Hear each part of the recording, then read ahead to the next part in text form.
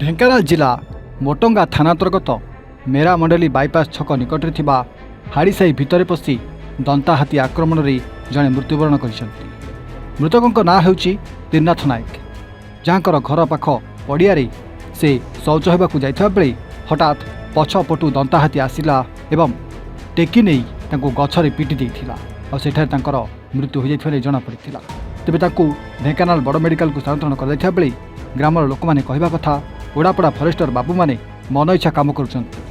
2 दिन हेब दंता हाथी घर पाख जंगल रहुछि आमे खबर देखुछु से माने आसुचंती फरेस्टर गार्ड पिला माने मन इच्छा ड्यूटी करुछन्ति। सेमानकर एई मनमुखी कार्य जोगु ही आज गोटे निरीह जीवन चलीगला बोली गाँ लोक दाबी करिसन्ति। देखिया बाकी रहिला ए नै सरकार केउ भली निष्पत्ति नउचन्ति आउ से फरेस्टर वाला विरुद्ध में केउ भली कार्यानुष्ठान ग्रहण कर जाउछि एवं मृतकों परिवार को केउ भली न्याय प्रदान कर जाउछि। 3-4 दिन है आसिक आम साई पशुचे आम खाली धाऊँ रास्ता को पुणी जाऊँ घर। तो एबे भी हाथी अच्छी एबे भी अच्छी कौन फॉरेस्ट वाला देखा नहीं नहीं फॉरेस्ट वाला खाली आसी डुंगी दे गले आ काली ना आसे गला पर कहीं ना तो एबे कौन माने घर को जाई पारना दे जंगल में बसन घर को जाई पारन रास्ता कड़े पड़छ अछन। तो कौन चाहतन सरकार को कौन जणेबे सरकार कौन आमर सुविधा करिबो रास्ता नहीं के लाइन आलू नहीं एरा कौन कौन किमती मारला हाथी झाड़ा जाई दिला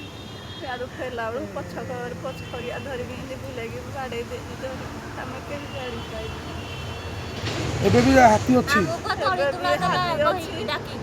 आड़े भी थोड़ी दिला है पर्यंत भी थोड़ी दिला रास्ता घाट नहीं कि किसी नहीं नाइनी फाइनी किसी नहीं हमें खाली 4टा रास्ता करे पड़ी किया नहीं दिया नहीं किसी नहीं प्रशासन तरफ पर्यंत किसी आपन देखा करे कि आसुना फॉरेस्ट आउचंदी डुगी दउचंदी जाउचंदी आ किसी के हाथी की अडौ नांदी हाथी बाहर रहना दी कुआड़ किसी ताकू करूना नायक कौन होइतला कालटू हाथी सारे आज की काली की हमर 3 दिन हे हाथी एरिया छाड़ी जाऊ नथिला खाली आसी 4टा-5टा बेले घाटुची पुणी तोड़ देले पुणी आसी घाटिला काली सर्वशेष पिला आमर पदाड़े टिके छाड़ा जाइला झाड़े आशा भर आक्रमण कर दे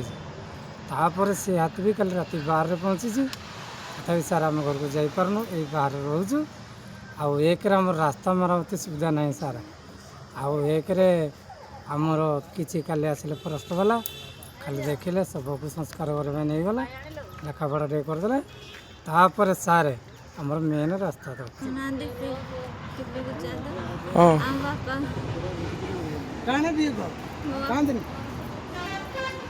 बापा झाड़ा जाइए 4टा बेलू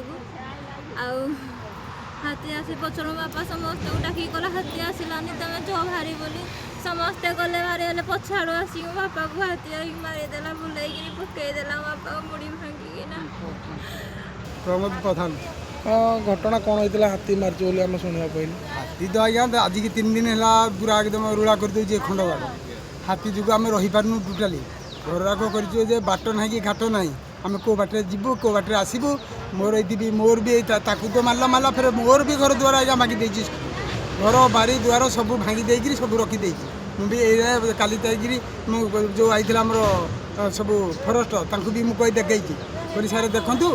आ घर द्वार सब कि मोर भांगी आ घर द्वार ना सारे रही कि आम मो घर द्वार मोर सब भांगी जाइए कौन करी आज्ञा सब कही तो काली ठारू एपर्यंत आप घर पशि पारना काली ठारू एते पर्यंत कहीं गोटे जाइए घर को जाइना एपर्यंत हाथी अच्छा सब हाथी अच्छा आम भी बाहर अच्छु फॉरेस्ट वाला ड्यूटी नहीं फॉरेस्ट वाला जी कहीं गोटे आसी ना आपन को आसिकी नहीं हाथी की जगिबा कि घर को पशे हाथी काम होती जगिबा काम हाथी आमे आमे जे बाहर बसीचु आ नहीं अखिया पिया कौन। ढेंकानाल चरितार शतपथी रिपोर्ट A1 ओडिशा।